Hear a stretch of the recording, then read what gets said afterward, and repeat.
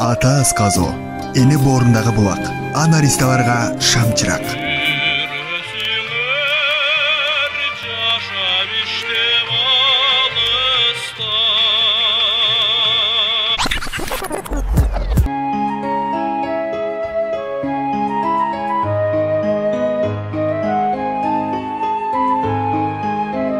Ата сыйлаган айыр табат, ини сыйлаган элге жагат.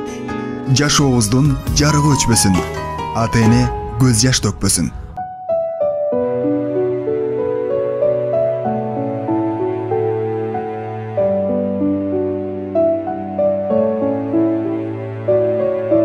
Бала үчүн сар санаасы ташыган, кечиксе ал мөлт-мөлт этип жашаган, өзү жеби сунуп даамын эң алгач, ата энеге кымбат бул жашоодо баарынан.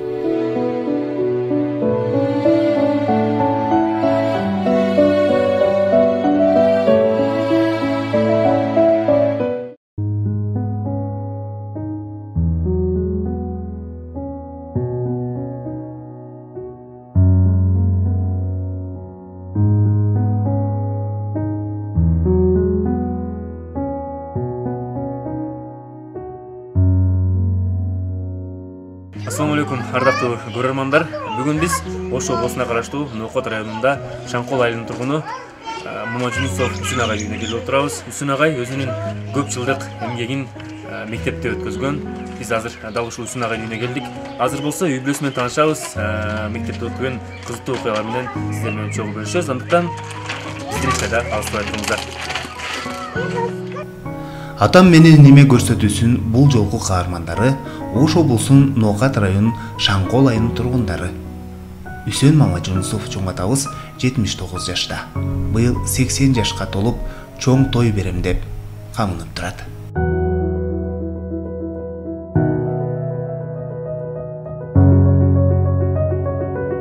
Мен фамилиям Мамажунусов Үсен. Элдер мени Үсен агай дешчү. 1942 жылы ушул айылда Сарава айылы дейт бизде. Анан ушул жерде төрөлүп, ушул жерде чоңоюп, атам 52 жылы малчылы. Мен мал кайтарганмын. Ошондо 9-10 жашта элем. Мектепке окудук, биздин мектептин жерде Сиез орто мектеби дейт эле. Кийинен Свердло орто мектеби болду.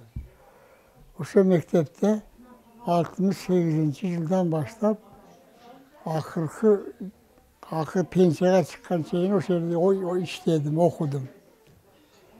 Ош пединститутун армияга кеттик. Ошол жерде бизди армияга 13 декабрда алып 63 жылы.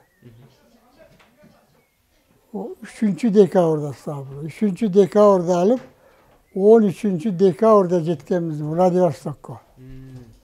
Владивостокто 6 ай окудук. Сержанттардын курсунда. 6 айдан кийин бизди Часка кетирди. Часка баргандан кийин мен командир отделение болдум. Анан кийин 1 жылга жетпей ефрейтор алды менен. Ефрейторду билесиңер, а? 1 жыл битте личка болот. Анан 2-нчи жылда сержант звание берди. Ошентип 3 жыл армияда кызмат кылдым. Армиядан келгенден кийин кайра мектепте иштедим. Ошентип мектепте иштеп жүрүп военкомат аркылуу мага звание берди. Советтик армиянын майору деген звание алдым акырында. 63 жылы пенсияга чыктым. 42 жыл мектепте иштепмин. 42 жыл. Кайсы сабактан сабак берет элеңиз? Математикадан. Математикадан, э? Анан 35 жыл военныйлык болдум. Военный сабак бердим. Азыр көп ага менен көрүшкөндө чеч берип көрүшөт. Ошондон 43 жашымда пенсияга чыгып кеттик. Чоң түгүлө көрбөй эле баш косуп койгом. Себір туған тағам бар эле. Булардын айылын ошаяктан эле да менин апам.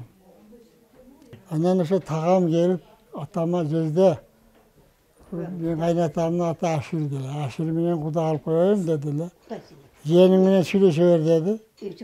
Анан болуптур деп буларды көргөн жокмун. Ошоңан кийин 20 жетпей келди. 66-жылы.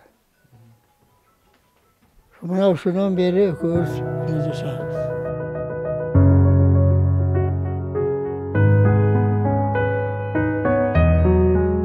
Айсулуу Мамажунусова 73 жашта. 5 кыз, 1 уулдун ата энеси, 30 небере, 19 чеберен, чоң ата, чоң энеси. Бүгүнкү күндө балдарынын сый урматына бөлүнүп, төрдүн көркү болуп, бактылуу каарылыкта өмүр сүрүүдө. Атам аты Ашир болгон. Өзүм атым Айсулуу болгон. Алаң айткандай илгери сүйлөшкөн жок эле, туугандар кудалашкан. Анан ошондо 66-жылы, 66-67-жылы окууну бүткөнмүн. Окууга мени жибергөн эмес. Анан ошо ата энебиз туган экенбиз, кудалашкан экен. Алланын насиби менен Аллага мен чексиз ыраазымын. Окубасам, өзүм окубасам дагы балдарым, кыздарым бардыгы окуду. Жогорку билимдүү болушту, Аллага шүгүр. Мен Аллага ыраазылыгымды билгизем. Бизди шунча жашка чыгарып, Аллахым шундай жакшы мени алдыңкы үй бүлөдөн кылганына мен чексиз ыраазымын. 5 кызым, 1 балам болду. 30 неберем болду, 19 чеберем болду. Кудайга шүгүр, эми ошол чеберелердин чоңу жаңкы кыз, майдалары майдараак, онун чоңдору дагы бар, эми Аллага шүгүр. Мен бу чалга чексиз ыраазымын. Мен жаш маалымда мен окубаганым менен мен Самаркандардан өйдө апардым бу чал. Мен акыретиме чейин мен буга ыраазылыгымды билгизем. Мени бир атаң деп энең деп сөккөн жок, бир чекеме чертип койгон жок. Мен мына бала чакам барды, мунун көзүнчө айтам. Мен буларга үлгү кылып айтам. Биз атаң экөөбүз урушканыбыз жок. Мен шундай атаң айтканын кылып турат элем. Тилер дагы ошондой кылгыла. Ошондо бактылуу болосуңар. Өзүңөр мындай жакшы жаман кем ортодо болбойт. Эң биринчи катын аял киши эркектин айтканын кылып, киши ээрчитип келсе мисалы үчүн, мына азмаздан ошо маалдарда ичет эле, мына ичип атат деп мен кабагымды салбайт элем. Ошо кишигечи келгенде дасторконумду жайып, ар кандай адамдарды көрөт элем. Киши мындай катын жакшы болсо, эркек бакубат болот. Мен астында көйүп турат элем, бирок ошону бул абаңар дагы билди, мени шунчалык поддержка кылды. Мен барбаган жерим калган жок, мени көрсөтпөгөн жери калган жок. Акыркысы ушу Самаркандардан өйдө барып келдим мен. Ойнотуп апарып келди. Онан ажиге барып келдик экөөбүз. Ажиге апарды, ошол бала мен эч наразы эмесмин. Эми мына балдарымды дагы, кыздарымды дагы мен ушу жолго үндөп атам. Кыздарды айтам, эч бир тилер балдарга каяш айтсаңар, балдарым эми айтам, күйөө балам аңа бала эле. Мен азыр ушу балдарым кандай болсо күйөө балдарым дагы ошондой бир нарушение кылса, мен астыма алып келгиле дедим. Алып келгиле, же болбосо мен ушуларды тарбияга чакырам дейм. Кудайга шүгүр, үйүндө жашап атат балдарым, астыям өзү менен өзү небере чебере көрүп калышты. Жок, мен астыма бир жолу тарынып келген жок. Жашообуз жакшы. Майлабыз астыңкы эле үй бүлөдөн болуп, мындай абтириеттүү, кадырлуу үй бүлөдөнбүз. Эми бизди мындай дагы кадырыбызды өйдө кылган жаңы окууда балабыз, неберебиз болуп калды. Үсөн чоң атабыз менен Айсулуу чоң энебиз балдарын жакшы тарбиялап, окутуп, бүгүнкү күндө алардын коомдун ордун табууга чоң салым кошкон. Алардын аракети балдарынын бүгүнкүсү. Сону суроо бердиң да. Мен атам мугалимдердин ичинде эң жакшы сыймыктана турган мугалим эле да. Сен үйдө дагы мектепте да бизге бирдей мамиле кылат эле. Эч нарушение кылса каттык айтпайт эле. Эң жазасы мага биринчи берген жазасы шыйрагыма бир чырпык менен бир койгон ошол. Анан сөз менен өтө түшүндүрүп айтат эле да. Мындай кылсаң мындай болот, мындай кылсаң мындай болот. Мен эң чоң кыз болуп, апамдар бир 3-4 жыл балалуу болбой жүргөнчүмө, менин эң бир нарушением сабак окуп аткан маалда эшигин такылдатып бара берет элем. Мага пул бериңизчи деп эле бара берет. Үйдө дагы сурайт элем. Бирок о жерге барып дагы анан азыр эстесем, балдарым мындай караганда атам мага сону тарбия берген да. Адеп ахлак боюнча, бирөөгө мамиле кылыш боюнча, сабак боюнча, Кудайга шүгүр. наразы эмесмин, өтө ыраазы. Азыр мен дагы эле досторум, кошуналарым жанында мен эң бактылуумун деп, себеби мен атам бар, апам бар дейм да. Буларга дагы өмүр берсин, ден соолук берсин деп дагы эле ушуну тилейбиз. Аллага. Канча балаңыз бар? Мен өзүм 5 балам бар. 1 уул, 4 кызым бар.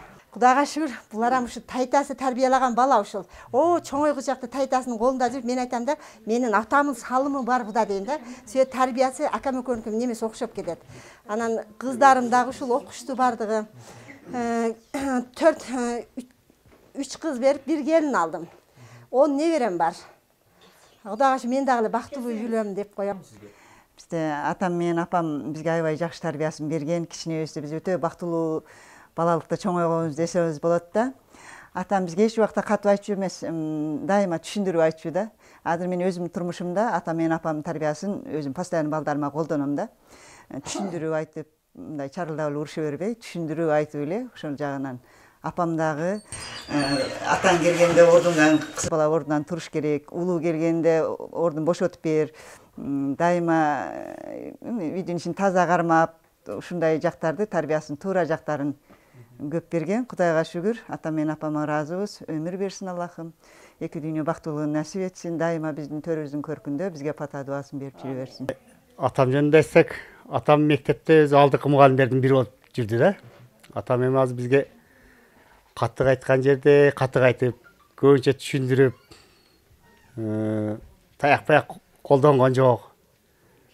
Ошондой болуп чоңойтты бизди. Эми жаңы эжем айткандай, балалыгыбыз жакшы күндөр менен өттү да. Ал маалда интеллигенттердин айлыгы ham чоң болуп, атам эми мактана тургандай кылып эле чоңойтты бизди. Мен атам, апам, мен Аллага чексиз шүгүрлөрдү айтам. Ушундай адамдардын кызы болуп калганыма. 2 эжем, 2 сиңдим, 1 акам, 1 туугандарым менен ата-энем менен сыймыктанам. Мен акушерка, менин кесибим медик. Кичине кезимден эле мен доктор болом деген арманым болгон, ошол арманыма жеттим. Бирок врач болбой калдым. Ушу атамы биз союз маалы бузулган маалына туш келип калдык мектеп бүткөндө. Мен кичине болсом дагы мен ата-энемдин мындай каржы жагын ушу оюмда мен байкап билетинем да, үйдө эмне бар, эмне жок, кандай тиричилик кандай жүрүп атат, ошол багытты билип, союз бузулган мезгилде мен ушу атамы аяп, мединститутка мен тапшырган жокмун. Болбосо мектепти мен с отличием менен бүткөнмүн. Медучилищениям Кудайга шүгүр 1-4 албай бүтүрүп, жакшы иштеп, атамдын эмгегин актадым, 20 жыл иштеп, анан азыр эми шартка байланыштуу чет жакка кеттик. Казакстанда турабыз. 7 балам бар. Ушу менин ушул Кудайга шүгүр бактылуумун. Ушул бактылуу жашоомун менин ата-энемдин эмгеги өтө чоң. Турмушта бизге берген тарбиясын, эжем айткандай, биз өзүбүздүн турмушубузда колдонуп келе жатабыз. Кудайга шүгүр, балалыгыбыз эң бактылуу күндөрдү өткөргөнбүз да, эң бактылуу балалык тартуулаган ата-энеме дагы ыраазычылык билдирем. Атам менен апам мен мындай айта берсек түгөнбөй турган бизге ушундай мээримдүү ата-эне болушту да. Айрыкча атам биз даже мектептен келгенче биз сагынып калат элек. Эми мен мактанып кетсем, биздин Мамажунус деген чоң атамын мындай өнүп өскөн адамдарбыз да. Мектепте Мамажунусовалардын бирөөсү сабактан жаман окуган эмесчи. Атамы мени сабак оку деп деле мен урушуп, же бир сабак аткардыңбы деген күнү болгон эмес да. Биз себеби бизге ошол чоң атабызданбы, атамын энеси бир ушундай Айсан деген бир мындай аял болгон экен да. Ошондой зирек аял болгон экен. Ошодон баягы ген аркылуу өтсө керек. Алхамдулилла дейин. Эми ошон үчүн мектепте бизде Мамажунусовалар бардыгы жакшы окуган. Мектепке мен сабакты жакшы окубай деле бара берет элем, бирок Аллага шүгүр ошондой мээ берип койгон да. Мен шарт эле ошол куйма кулак эле мектепте эле айтып берип, ушу жакшы иш ата-энем уят кылган жокмун. Үсөн чоң атабыздын агасы да бар. Ал Аран Мамажунусов чоң атабыз 93 жашта. Дайыма инисин ар тараптан колдоп келет. Мен Үсөн Ажынын агасы болом. Азыр 93-төмүн, 30-жылы туулганмын да. 42-жылы согуш башталып кетип бардык. 18'e çıkıp çıkmagandan tartip жоғарысы 52 yaşқа чейин, 50 yaşқа чейиnkilерин баары соғышқа зорлук менен алып барган. Ошо жылдары август айында 42 жыл төрөлгөн, егиз төрөлгөн. Bir kız bir oğul. Kız var. Oğul özü. Şunu abamız kalkoz işlep taң atkandan kuttanga çeyin ağızda жүрüp tanek çağıp kıynalıp жүрgön vakta bunu şu basayın degende jonuna kötörüp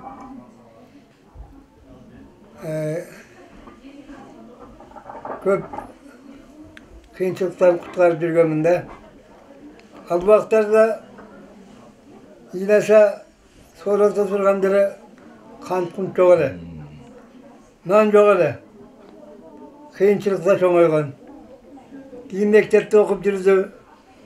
Адылкы окуучу болуп, мугалим болуп иштеп жүрдү. Адылкы мугалим болуп, ояндыдан сабак берип жүрдү. Областтан, республиканын körüktörün maktol gramatalarini alıp işlep жүрüp 65 yaşına çıkanda pensiyaga çıktı. Azim Kudağa şükür. Altı kız, bir oğlun atası. Nebeleri çevreleri esepsiz. Ben soluğu için şuntip mağalamıza Mağlaga aksakalçılık kılıp, nasihatini aytıp, durur. O kişiye kalarımız den soluk olsun. Şunday, baybişesi var. Kövalları var, kızları var, nevre çevreleri var. Vardı, yaşlı turmuşlar, yaşaşan. Негизлери билимге кызыкчу эле. Ben bunu kötörüp, çoğurtup düşsem, tamaşalap koyat da. Ben joğuş bala bolgom, meni oturup koyup özümüz oynap ketip kalat эле келди. Aşık oynap ketip kalat. Ошону билген көтөртпөйлө коебуз. Көтөрүp. Бирок ошол кызматты бул жей кайтарды. Кайтарды. Şu günge чейин мага жардамчы, маслихатчы. Мектепте жакшы окуган, себеби баары жакшы окуганбыз да. Men 46-жылы, ошондо 16 жашта Ноокат менен шээрдин ортосу 15 чакырым. Күнүгө барып келип окуганмын. Окууга ушунчалык кызыгым болгондугу үчүн булар да ошо менин жанымда сабактарын даярдап жүрүптү да. Анан мугалим болдум 50-жылы, кийин 55-жылы институт бүттүм. Анан дагы мугалим болдум, районун башкардым, инспектор өйнө болуп, Sapkozda partkom sekreteri болып жүріп бошотулган. Бұл колхозда жана Көкжарда колхозда башкарма болуп, 2 жыл орто мектеп директор болуп, пенсия чыгып азыр 93-94-кө жашап турам да. Мыдырап. Алла бакубатчылык берсин. Ошондой үлгү алган бала. Балгаларын башкаларына өзү азыр үлгү. Баардыгы окуткан балдар эми азыр 70-ке чыгып авада басып жүрүшөт. Ата үй бүлөнүн кыйынчылыктарын, балдарын азап тозогун жүктөп бараткан кербен сыяктанат. Ал ошол эле кезде коом менен үй бүлөнү туташтырып турган көпүрө, руханий жана материалдык жактан колдоп турган колдоочу. Мен Мамажунсова Баргүл Үсөновна. Мен кесибим боюнча мен өзүм мугалиммин. Өзүм медик болом дей беретилем. Анан мен жайлоого кетсем атам болуптур. Сени мединститутка эмең документиңди тапшырам деп кетти, анан барып кайра жайлоого барды, сеникин тапшырып койдум деп. Анан экзамен боло турган күнү анан барсам эле неме питфакта жүрөбүз. Ата бу жерге эмес эле го десем, сен менин жолумду жолдой берсең жакшы болосуң деп атып, атам ошентип эле мени тапшыртып койгон. Бирок азыр Кудайга шүгүр ыраазы болом атама. Атам ушундай мугалим кесипти эми ардактап, эми кадырбартуу болуп келатат го. Атам ошону билген экен деп коем да. Чындап эле карап турсаң, аз саат иштейсиң, жакшы да. Калган күнүм убактым үйүндө өтөт. Атам билген экен да биягына аябай ыраазы болом. Анан Кудайга шүгүр мектепте иш жаман сөз укпадым. Атам көп нерсени атаман не кылып турам. Атам ушундай бол деп атаман көп нерсени үйрөндүм. Атам грамоталары аябай көп. Азыр меники атамдын жарымына жетти. Көргөндө айтып коем, ата качан сиздикине жетип калат экен деп коем да. Ошо атамдын аркасынан келе атам Кудайга шүгүр. Өзүмдүн 3 уул 3 кызым бар. Эң чоң балам армиядан келип, ошо Тайтам жолун жолдоюнчу деп азыр ошол военный границада службада часто иштеп атат. Атам процент 100% болбосо дагы 80-90% бар. Атам өтө мен мисалы баягы мыкты мугалим конкурска катыштым. Ошол конкурста дагы мен атам өтө көп нерселерди айтты да магачы. Мындай кыл, андай кыл, мындай кылсаң болбойт, мындай сен өзүң күчүң менен жетишиң керек. Мага атам көп нерсени үйрөттү. Ушу атаман көп жагын мен өзүм дагы айтам. Анан мектепте дагы атам кадыр бартуу мугалим болгон үчүнбү же башка мектепте иштейбиз. Анан башка мектепте болсо дагы атам баягы көпкө таанымал киши дагы сен Үсен агайдын кызысың а? Үсен агай да ушундай кыйын иштечү эле дешип, ушинтип мактоо сөздөрдү угам. Буягына аябай сыймыктанам. Сиз айтсаңыз, азыр мурда мугалимдин кызы болсоңуз, азыр өзүңүз мугалим, сиз дагы балдарыңыз бар ушул. Атаңыздын азыр мурдагы түйшүгүн эми түшүнүп атасызбы? Аябай түшүнөм. Мен атам башта эме кылчу эле, биз телевизор көрүп, жемтип, ойноп отуруп калсак, тапшырма жокпу? Бүгүн сабагың жокпу дейт эле. Анан ушинтип калат эле, анан бирок аткарат элек. Кыз бала болгон үчүнбү аткарат элек. Анан кийин менде эң чоңдорум бүт жалаң эркек балдардагы эркек балдарды тапшырма аткарыш кыйын да. Анан кийин тапшырмаңар жокпу десең, апа деп коюп чыгып кетишсе, атам биздин ушунчабызды ушинтип туруп башкарып койгон экен да деп мен атам аябай түшүнөм ол жагын. Атам ошо 6-9 ушундай сонун тарбиялаган, мен ушундай балдарым ушундай атамдай кылып тарбиялай аламбы, апамдай кылып тарбиялай аламбы деп мен аябай эме кылып кетем. Ошо биздин эмебизге атам менен апам салым аябай чоң. Мен сүйгөн кесибим деле ошол биз эми мугалимдин үй бүлөсүндө өскөн үчүнбү, ошол мугалимдик эле болом деген кесибим, сүйгөн кесибим мугалим болгону. Мен кыргыз тили мугалими, журналист болом деп кыялданчумун, бирок бир ушундай кайсы бир себептерден деле мындай маанилүү эмес, бир себептер менен эле мен англис тили мугалими болуп калдым да. Бирок иштеген жокмун. Университетти бүтүрүп, сразу эле соодага кетип калдым. Мугалимдин кызы катары мектепте кандай окушуңуз? Балким эрке болгон үчүн анча мектепке окушуңуз?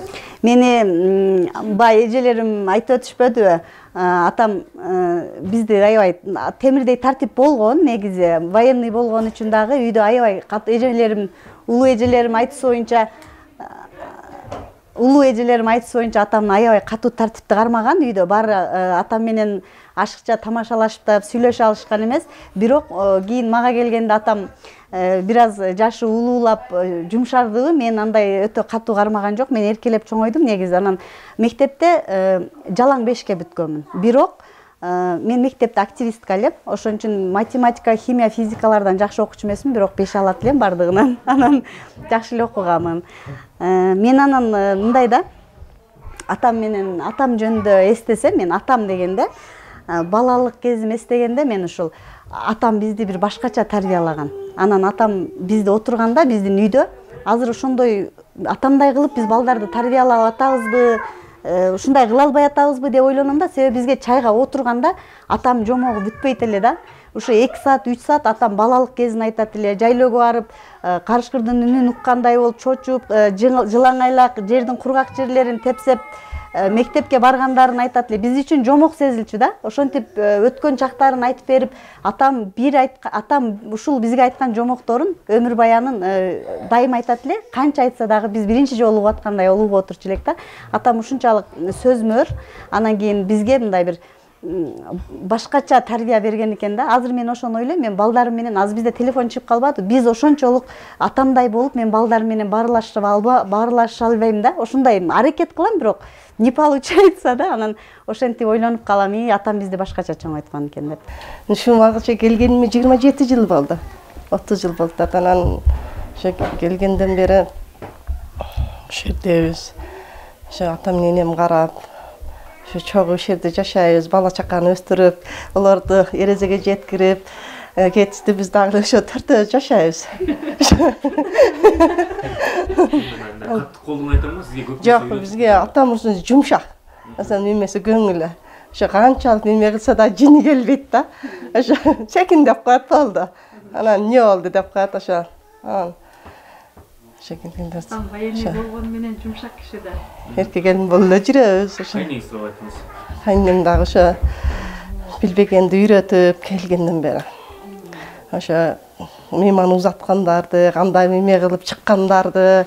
Oşo bardığın oşo men 18 yaşımda gelgemin neken bilbe. Oşo bar joktu gelgen ketkenlerdi, meyman taskandardı.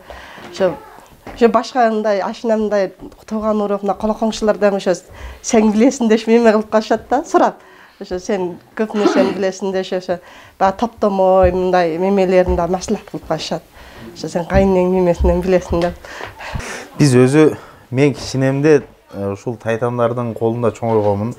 Ушул эжелерим, азыркы мына эжелерим бир туугандай мен үчүн. Ушулар менен эң кичинеси катары болуп өсүп, анан мени биринчи окууга тапшырганда ушул тайтам өзү апарган. Өзү жетелеп апарып киргизип, жанагы талон болот го улуттук тесттен. Ошону өзү жыртып таштап, албетте ушул эжелеримин, ушу тайтамдардын түздөн түз таасири бар. Ошолордун колдоосу менен, мага көрсөткөн ишеними менен ошентип окуп, мугалим болуп калдык. Кудайга шүгүр эми. Азыр барган сайын күндөн күнгө мугалимдердин кадыры көтөрүлүп атат дегендей. Мен өз эки кесип бүттүм. Бири теология багыты боюнча, бирөө анан тарых факультетин бүттүм. Тарыхчы, теолог деген эки кесип. Азыр балдарыңыз барбы? Ооба, азыр 3 балам бар, 3 кызым бар. Ошол тайтамдар эгиз болчу. Тайтам шериги бар, Батма деген эжебиз. Анан мен дагы эгиз кыздуу болгонмун. Мен дагы эгиз кыздарым бар, азыр 3 кызым.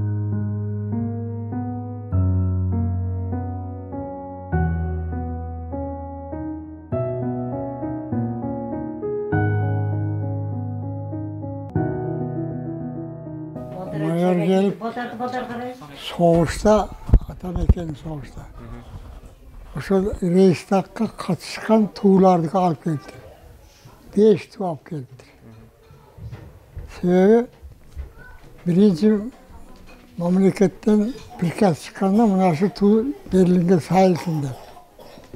Ого чейин биринчи Берлинге жеткен командирлердин, солдаттары өздөрү бир кызыл материалдан, башка бир нерселерден айырып туруп эле бай рейстакка сая беришкен да.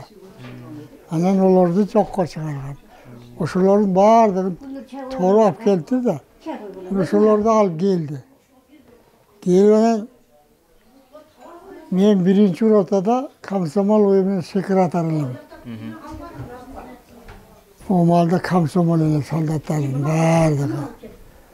Освобожденный секретарь. Анан замполит бар эле майор. Ошо чакырды дагы. Өзүңүн ротаңан деди 5 солдат алып чыгып, тууларды сахнага алып чыксын деди. Анан баягы ошолто өзүмдөн 4 кыргызды алыптын өзүмө. Башкурттан кошпой өзүм менен 5. Бир орус бала барды. Анан алып бардык. Кийин анан ошондо мага бир грамота берди. Министр оборонунун грамотасы. Ичинде бар. Өзүм ошондо кийин ойтой, мен эгоист экенмин, националист. Бирер орусчу кошуп албайм дейм. Ошол кызык окуя ошо болгон. Мындан башкасы эми эстей көп жок. Ата ушул балдарыңыз, кыздарыңыз ушул сизди тарттыбы? Сизге окшош болдубу? Мына балам менде эмгекчил болду.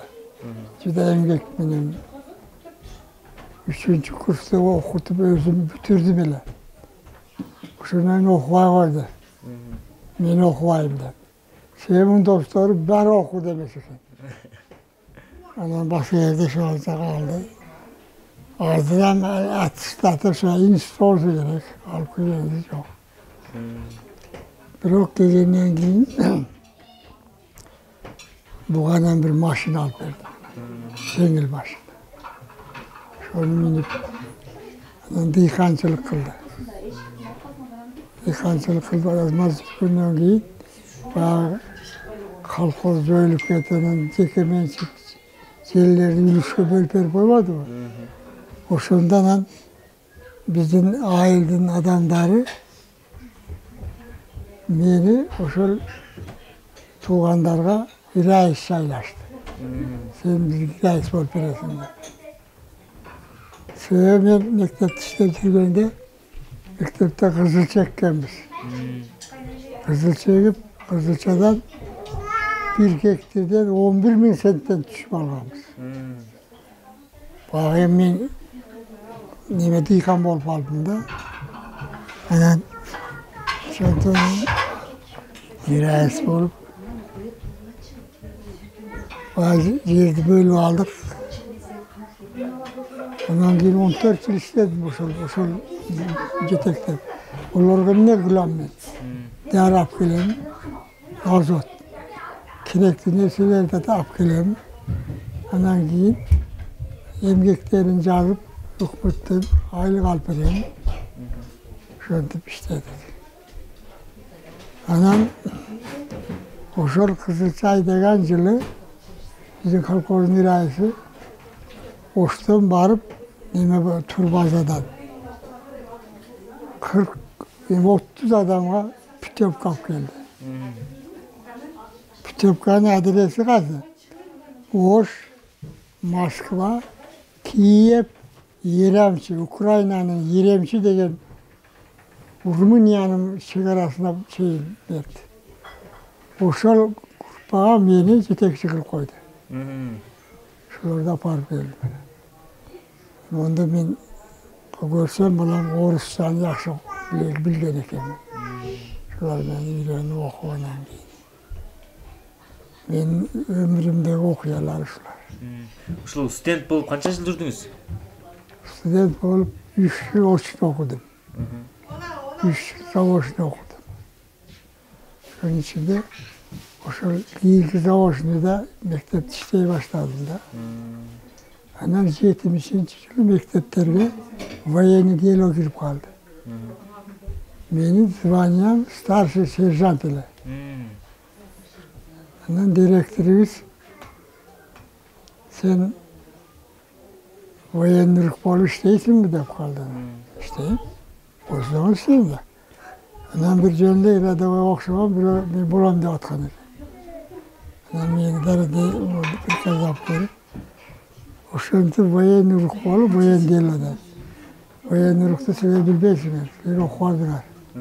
Sen jaş ekensin. 35 işlettim şu военныйlık bolup.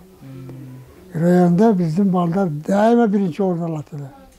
Sporda olsun, sportta olsun, başka da olsun.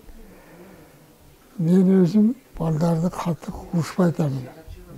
Söz menen aytып. Ana men tilim albasa söz menen jazalaytılım da. Yok tilim albagan bala bolgan emas. Yaxşı neme kal. Ошол байбичеңиз менен баш кошуп ушул турмуш орнатганыңызга азыр канча жыл болду? 54 yıl oldu. 54 жыл болду, э? Башын айтып коесуз ошону. Канча жыл болду? Канча жыл болду байбичеңиз менен баш кошконуңузга? Эми кандай болгонун айтайын, айттым го эл. Бул жака түшпөй калды, башын айтсаңыз дейм. Мен армиядан келдим. Şunda 25 yaşta elem. Anam bir tuğan tağam gelip atam aytdı, jede dedi, bunun atasına aytdı, Aşır degen tağam el orada. Aşır menen kudagıl koyayışı dedi. Jenin menen süleşip al dedi. Anam men bunu görgönüm yok. Göremde barganım hem yok. Uçuraşkanım hem yok. Bir 15-20 göz etmey geldi. Bana şundan beri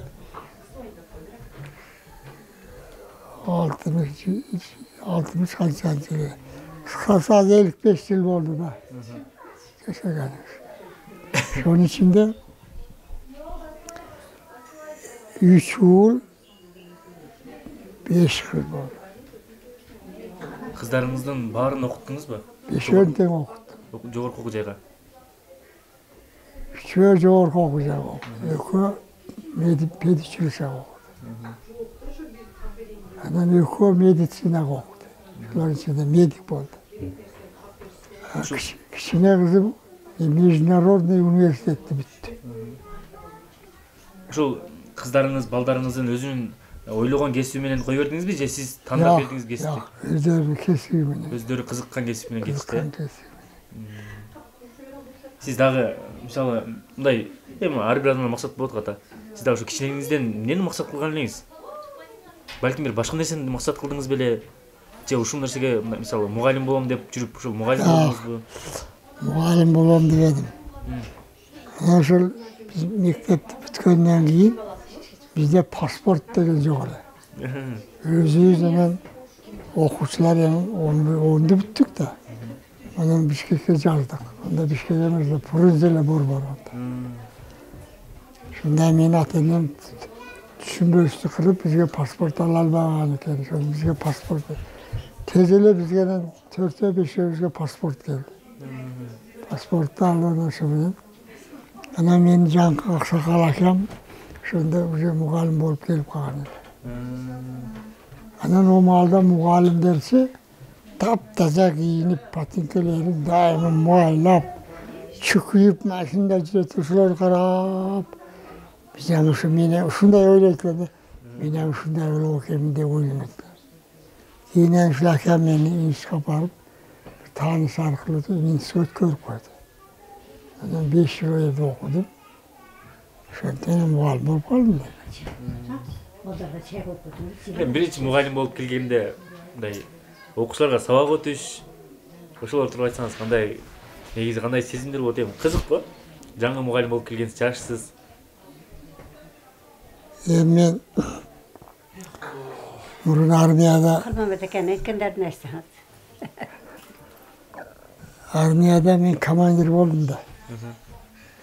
Ошондо ошон жаш биринчи 20-17 жаштагы балдар бар алда. Мен олар арасында институттун 3-cü kursунан кетип, бизди 6 ай курста окутту. Баргандан кийин баягыларга командир болдук дагы. Балдарды тарбиялаш мен үчүн анча кыйын болгон жок. Айтасың, ошо армияда эмнени айтсаң приказ менен болот да. Хоп дейт. Ошондон анан ошодон келгенде мектепке келдим. Мектептен эсимде жок, жакшы эле сабак берип, балдар өтө көрсө биз мен өзүм личный жакшы сабак окутат экенмин. Балдарга түшүнүктүү кылып, математиканы өзүң билесиң, только формулада көп далилдөө. Ошолор далилдөө анан ошентип койсок. Бирок балдар бизде тапшырманы аткарып берет. Мен түнү саат 1-2'de жатат элем. Ошол күнкү сабакка даярданып. Ошондой иш кылат. Жана атам деп калдыңыз. Атаңыз өзү эмне жумуш менен алектенчү? Анасы менин атам ошо. Тартып алдыгы. Тартып алдык. Анасы атам. Анан ол жанкы азыр 93'e чыкты, азыр Аксакал. Анан атам тиригинде мени чакырып, мен карыдым деди. Мен өтөм. Мына ушу Аранды ата ордунда тут деди. Тутtu dedim. Ana şundan beri ata da жүрөм, атамдын ордунда көрүп атам. Анан кече дамылага жагыбызды баягы катма окуган молдо ошо бакыр өкүргө ошо биздин молдо ошо. Мен атам ушул кишини ата ордунда тут деди эле. Мен эми биле турган бир нерселерим болсо ушул кишиге берсем өтөбү дедим. неге өтпейді? Берің, өтеді деді.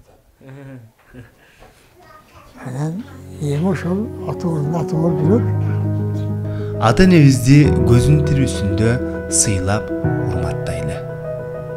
Сиз дагы ата энеңизге өзгөчө белек тартуулоону кааласаңыз, анда биздин көрсөтүүгө байланышсаңыз болот.